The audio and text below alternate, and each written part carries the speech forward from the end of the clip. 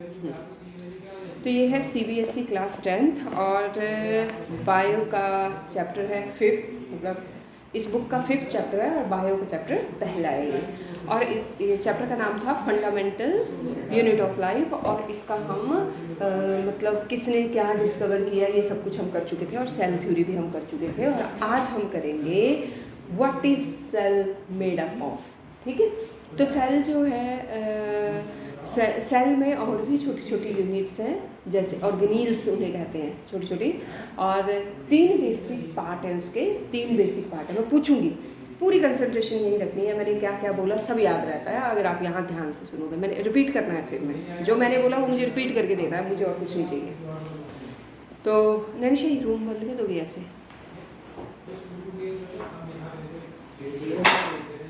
बहुत अच्छी बुक है ये, लर्न करवानी है मैंने ये भी। नहीं अभी नहीं चाहिए, अभी चाहिए चैप्टर खत्म होगा फिर चाहिए। अच्छा सॉरी, क्लास 9th। ठीक है, तो पाइस मैं बता रही थी आपको कि जो सेल होता है, सेल में अंदर छोटे छोटे ऑर्गेनील्स होते हैं, उनके बारे में हम बाद में स्टडी करेंगे। पहले मैं सेल के 3 बेसिक स्ट्रक्चर्स की बात करूँगी। और 3 जो बेसिक पार्ट हैं, स्ट्रक्चरल पार्ट हैं सेल के, वो है सेल मेम्ब्रेन। ठीक है, सेल मेम्ब्रेन मैं बना के दूँ आपको, तीनों पार्ट में बना के दे दूँ आपको। ये ऐसे करके ये है सेल की सेल मेम्ब्रेन। ओके, ये हो गई सेल मेम्ब्रेन। सेंटर में है न्यूक्लियस, ये है न्यूक्लियस, ये है सेल मेम्ब्रेन। ठीक है, और ये जो बीच का पार्ट है ना सारा फ्लूइडी पार्ट है, और इसे हम साइटोप्लाज्म कहते हैं। इसे हम क्या कहते हैं? साइटोप्लाज्म। इसे ओके। तो हमने ये पढ़ लिया कि न्यूक्लियस है। अब हम पढ़ेंगे न्यूक्लियस कैसा है, कि इसके कितने खुद के पार्ट्स हैं, ये क्या करता है, इसकी क्या हेल्प है, मतलब फंक्शन क्या है इसका, इसी तरह इसका फंक्शन क्या है, स्ट्रक्चर कैसा है, इसका सेल मेम्ब्रेन का स्ट्रक्चर कैसा है, फंक्शन कैसा है, ये सब कुछ आज हम स्टडी करेंगे। और जो थोड़ा सा मैं आपको सेल मेम्ब्रेन के बारे में बताना चाहूँगी, ये सेल मेम्ब्रेन, जो सेल मेम्ब्रेन है ये सेमी परमिएबल होती है। क्या होती है? Semi permeable. इस शब्द का मतलब क्या है? Do you know? दोनों में से आपको किसी को पता है सेमी परमिएबल का मतलब क्या होता है? क्या? नहीं, सेमी परमिएबल का मतलब होता है कुछ चीज़ों को ये अंदर ले सकती है और कुछ को ये अंदर आने नहीं देती, और कुछ चीज़ों को ये अंदर से बाहर जाने दे सकती है, लेकिन कुछ को ये अंदर से बाहर जाने नहीं देती। आधी चीज़ें सेमी, हाफ कुछ चीज़ों को सेलेक्टिवली परमिएबल, सेलेक्टिव चीज़ों को ये बाहर अंदर बाहर जाने दे सकती है। ये ना दोनों, ये तीनों चीज़ें दोनों में होती है, प्लांट सेल में भी, ठीक है, और एनिमल सेल में भी। प्लांट सेल में भी और एनिमल सेल में भी, दोनों में होती है। ठीक है, अब क्या है, ये दोनों में होती है, और हमारे पास अब क्या है? Semi permeable, cell membrane, cytoplasm, ठीक है, और न्यूक्लियस। इसके अलावा प्लांट में एक एक्स्ट्रा वॉल होती है जिसे हम क्या कहते हैं? Cell wall. क्या कहते हैं? उसके बाहर एक और वॉल होती है, सेल वॉल, फिर प्लाज्मा मेम्ब्रेन, फिर साइटोप्लाज्म, फिर न्यूक्लियस। बताओ मैंने क्या क्या बोला? नैनिशा पहले आप बताओ, पायस फिर आप बताओ। मैंने बोला कि इसकी एक और लेयर होती है, पहले एक सेल वॉल, फिर साइटोप्लाज्म, फिर सेल मेम्ब्रेन, फिर न्यूक्लियस। किस में होता है ये? मैम ये सेल में। कौन से सेल में? सेल के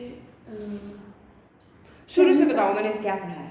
सेमी परमिएबल सेल के पार्ट्स होते हैं 3। पहला है सेल मेम्ब्रेन, न्यूक्लियस, फिर साइटोप्लाज्म, फिर सेमी परमिएबल की एक और वो होता है, फिर साइटोप्लाज्म। एक और क्या? सेल मेम्ब्रेन ही सेमी परमिएबल है, चीज़ों को अंदर बाहर, आधी चीज़ें अंदर बाहर सेलेक्टिवली कर सकती है। और इसके अलावा ये सब कुछ तो प्लांट सेल में भी और एनिमल सेल में भी। एक ऐसी चीज़ मैंने बताई जो सिर्फ प्लांट सेल में है और एनिमल सेल में सेल वॉल। हाँ, ठीक है, हो गया। तो यहाँ तक हम ये कवर कर चुके हैं, ये 3 पार्ट होते हैं सेल के। अब हमारे पास प्लाज्मा मेम्ब्रेन के बारे में हम सब कुछ पढ़ेंगे। प्लाज्मा मेम्ब्रेन किस चीज़ की पढ़ी, कौन सी चीज़ें वो अंदर ले सकती है और कौन सी चीज़ें वो बाहर, और चीज़ों को अंदर बाहर, अगर गैसेज अंदर बाहर हो रही है तो उसे डिफ्यूज़न कहते हैं, अगर लिक्विड चीज़ें अंदर बाहर हो रही हैं तो उसे हम ऑस्मोसिस कहते हैं। क्या बोला मैंने पास? आपने बताया कि अगर कोई गैसेज जैसे एक्सचेंज हो रही है तो फिर हम प्लाज्मा मेम्ब्रेन के थ्रू, प्लाज्मा मेम्ब्रेन के थ्रू तो उसे डिफ्यूजन कहते हैं, और अगर लाइक कोई सॉलिडिफाइड थिंग लिक्विड थिंग हो रही है कोई लाइक अंदर बाहर तो फिर वो ऑस्मोसिस है। हाँ डन, ठीक है। दिस इज द आउटर, मैं पढ़ रही हूँ और इसका मतलब मैं बताऊंगी फिर। This is the outermost covering of the cell wall that separates the content of the cell. तो पहला फंक्शन क्या है इसका, कि ये सेल को एनवायरनमेंट से अलग कर रही है, अंदर के कंटेंट एनवायरनमेंट से ये अलग कर रही है। तो ये है इसका function. The plasma membrane allows, और क्या करती है, अलाउज और permits the entry and exits of some material in and out of the cell. कुछ चीज़ों को ये अंदर बाहर आने देगी। एक तो ये एनवायरनमेंट से सेल को अलग कर रही है, दूसरा ये चीज़ों का लेन देन करने में मदद करे, एग्जिट और इन करने में। It also prevents movement of some other materials. ये कुछ मटेरियल्स बाहर जाने भी नहीं देती, कुछ मटेरियल्स, ठीक है। The cell membrane therefore is called the selectively पर। तो क्योंकि कुछ ही चीज़ों को सिलेक्टिवली कर रही है तो इसे सिलेक्टिव। क्वेश्चन आ जाता है, why we call plasma membrane ऐसे सिलेक्टिवली पर। समझ दे दोगे answer? How does the movement of the substance takes place into, किस तरह से ये चीज़ें अंदर बाहर आती हैं। बोलते some substances like carbon dioxide और oxygen can move across the cell membrane by across the diffusion. Gases है ना ये, मैंने कहा था कि गैसेज अंदर बाहर हों तो वो क्या हो जाता है, डिफ्यूजन। तो बोलते हैं CO2 का बाहर निकलना, O2 का अंदर आना या O2 का बाहर जाना, ये डिफ्यूजन के थ्रू हो जाएगा। We have studied the process of diffusion in early chapter, we saw that there is a spontaneous movement. और हमने देखा कि यहाँ पे क्या स्पॉन्टेनियस क्या होता है, अपने आप। स्पॉन्टेनियस क्या होता है, अपने आप, ये अपने आप होता रहेगा। जहाँ हायर कंसंट्रेशन होगी, मान लो कि बाहर ऑक्सीजन की हायर कंसंट्रेशन है सेल के बाहर, ये है सेल, और बाहर हाई कंसंट्रेशन होगी सेल की तो वो अंदर आना शुरू कर देगी। और अगर अंदर हाई कंसंट्रेशन होगी CO2 की तो वो बाहर जाना शुरू हो जाएगी। ये इसे इस तरह से, क्योंकि स्पॉन्टेनियसली मतलब ये अपने आप होएगा। इसका ये एक और एग्जांपल मैं आपको दे सकती हूँ कि जैसे झरने का ऊपर से नीचे को बहना क्या कहलाता है, स्पॉन्टेनियस क्या है। लेकिन अगर आप उसी झरने को, वो जो झरना पहाड़ में ऊपर से नीचे को बह रहा है वो अपने आप बह रहा है, स्पॉन्टेनियसली बह रहा है। लेकिन अगर उसी झरने को मैंने नीचे से ऊपर को ले जाना है तो जब तक मैं टुल्लू पंप लगाती रहूँगी, जब तक मैं बड़ी बड़ी मशीनें लगाऊंगी, जब तक मैं उसमें एनर्जी सप्लाई करती रहूँगी, तब तक तो वो ऊपर तक जाएगा। और जैसे ही वो एनर्जी मैं हटा लूँगी वो फिर से ऊपर से नीचे गिर जाएगा। तो वो क्या है फिर, नॉन स्पॉन्टेनियस। फिर वो बात क्या हो गई, नॉन स्पॉन्टेनियस। तो समझ आ गया दोनों का मतलब, स्पॉन्टेनियस और नॉन स्पॉन्टेनियस का मतलब। और यहाँ स्पॉन्टेनियस चीज़ें अंदर बाहर कब होंगी, जब जिस चीज़ की जहाँ हायर कंसंट्रेशन होगी वहाँ से दूसरी तरफ को वो बहना शुरू हो जाएगी। वो अगर पानी के केस में हायर कंसंट्रेशन हुई, पानी और मिनरल मिक्स करके हुई तो वो ऑस्मोसिस कहलाएगा, अंदर से बाहर को हुई। अगर हाई बाहर हुई पानी तो बाहर से अंदर को चल, जैसे किशमिश है। अगर मैं किशमिश को पानी में रखती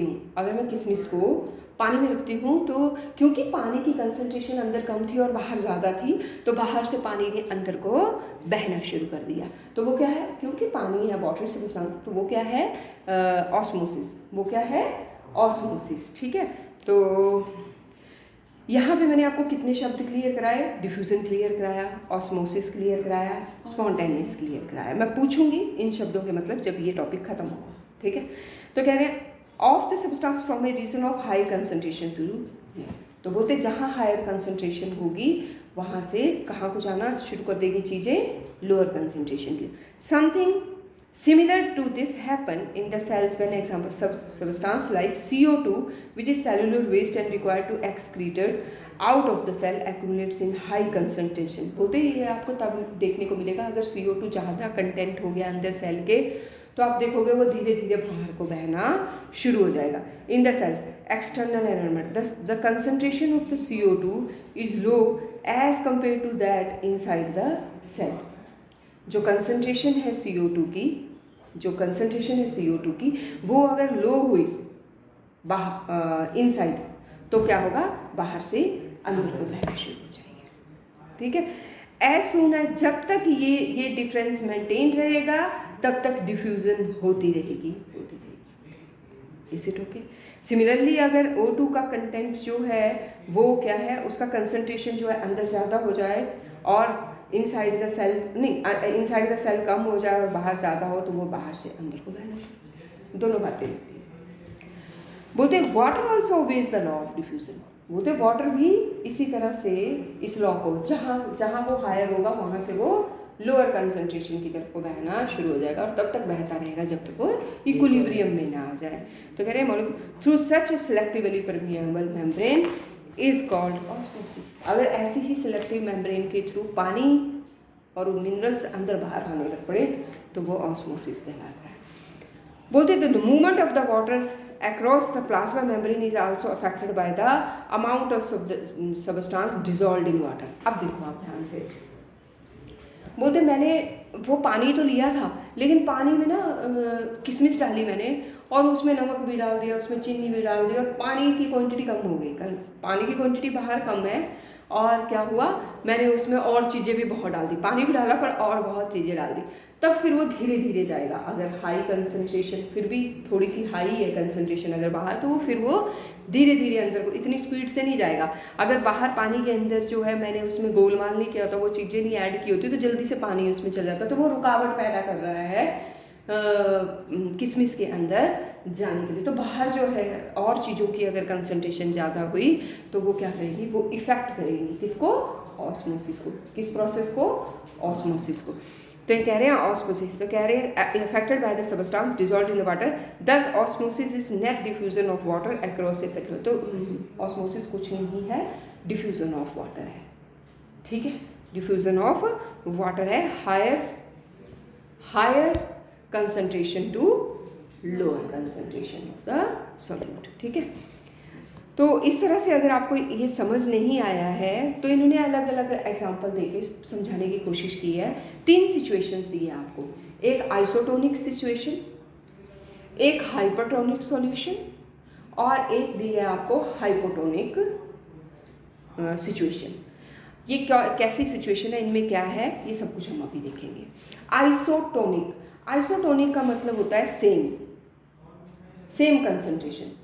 किशमिश के अंदर भी वही कंसंट्रेशन है वाटर की और बाहर भी उतना ही वाटर है, तो क्या होगा, ना अंदर को फ्लो करेगा ना बाहर को, तो वो सिचुएशन क्या हो गई, सेम हो गई और उसे हम आइसोटोनिक कहेंगे। उसे हम क्या कहेंगे, ये if the medium has exactly the same water concentration as the cell. बोलते जो बाहर सेल, जैसे मान लो मैं इसके अंदर सेल डालती हूँ इसके अंदर, ठीक है, अगर मैंने इसके अंदर सेल डाला, सेल के अंदर भी उतना ही पानी है जितना इसके अंदर है, तो ना अंदर जाएगा ना बाहर जाएगा, तो वो वाली सिचुएशन क्या हो गई, आइसोटोनिक। तो एक सिचुएशन क्लियर होगी आपको।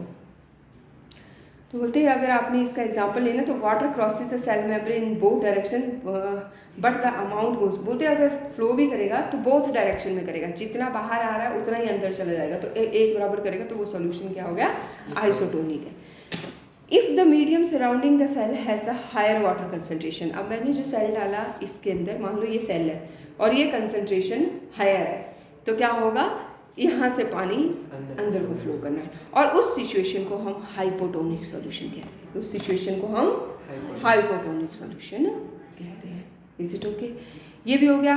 Water molecules are free to pass across the cell membrane in both direction. और इसमें क्या होगा, दोनों डायरेक्शन में जो है ये फ्लो करेंगे, लेकिन ज़्यादा कहाँ से करेगा, जहाँ से वाटर की कंसंट्रेशन ज़्यादा होगी बाहर से अंदर को चला जाएगा, और सेल क्या कर जाएगा, स्वेल। सेल क्या कर जाएगा, स्वेल। किस केस में, हाइपोटोनिक में चीज़ स्वेल करेगी और हाइपरटोनिक में श्रिंक कर जाएगी। हाइपरटोनिक में क्या करेगी, श्रिंक करेगी। समझ आ गई? स्वेल कब करेगी, ये आपको याद रखना ही रखना है ये सिचुएशंस।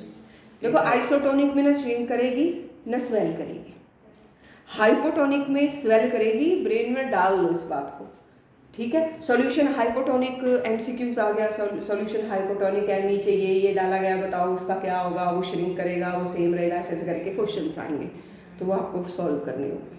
समझ आ गई? तो if the medium has a lower concentration of water, बोलते जो बाहर मीडियम है उसमें क्या है, लोअर कंसंट्रेशन है, किस चीज़ की, वाटर की, सॉल्यूट की नहीं, किसकी, वाटर की, तो फिर क्या होगा, बाहर से अंदर से सेल बाहर को जाएगा और वो सेल क्या कर जाएगा, श्रिंक। समझ आ गई सिचुएशंस? तो ये है हमारे पास डिफरेंट सिचुएशंस जो आपको याद करनी है, मुझे सुनानी है आज की डेट में। Again water crosses the cell membrane in both direction, पर बोथ डायरेक्शन में जाएगा, लेकिन क्या होगा, जिस जगह ज़्यादा है वहाँ से बाहर निकलेगा, ज़्यादा जाएगा दोनों डायरेक्शन में, लेकिन थोड़ा ही अंदर जाएगा, अंदर से ज़्यादा बाहर आएगा और चीज़ क्या करेगी, श्रिंक। क्या करेगी, श्रिंक। तो ऑस्मोसिस जो है एक स्पेशल केस ऑफ क्या है, डिफ्यूज़न है। उसमें गैसेस ना डिफ्यूज करके उसमें क्या करेगा, डिफ्यूज करेगा वाटर। Is it okay? अब यहाँ पे क्वेश्चंस हैं, ये ऑस्मोसिस विद एन एग लिया इन्होंने, और वहाँ पे एग हम क्या करते हैं, जब हम एग को बॉईल करने के लिए रखते हैं, कोएगुलेट हो जाता है, वो कोएगुलेशन क्या होता है, हार्ड हो जाता है बॉइल्ड एग। ऐसा क्या हो गया उसमें, चीज हार्ड हो गई, अंदर का लिक्विड सॉलिड हो गया, जिससे एक type of like sheet type of hard type. इसका मतलब उसकी जो मेम्ब्रेन है वो सेमी परमिएबल है। इसका मतलब यही है कि कुछ हरकत तभी होगी अंदर, अगर मैं नीचे से हीट दे रही हूँ तो कुछ चीज़ अंदर बाहर जा रही है, तभी कोई चीज़ हार्ड या सॉफ्ट होएगी। तो इसका मतलब क्या है कि जो उसका जो हार्ड शेल है वो सेमी परमिएबल है। हाँ, और जिससे गैस अंदर जा रही है, अंदर बाहर।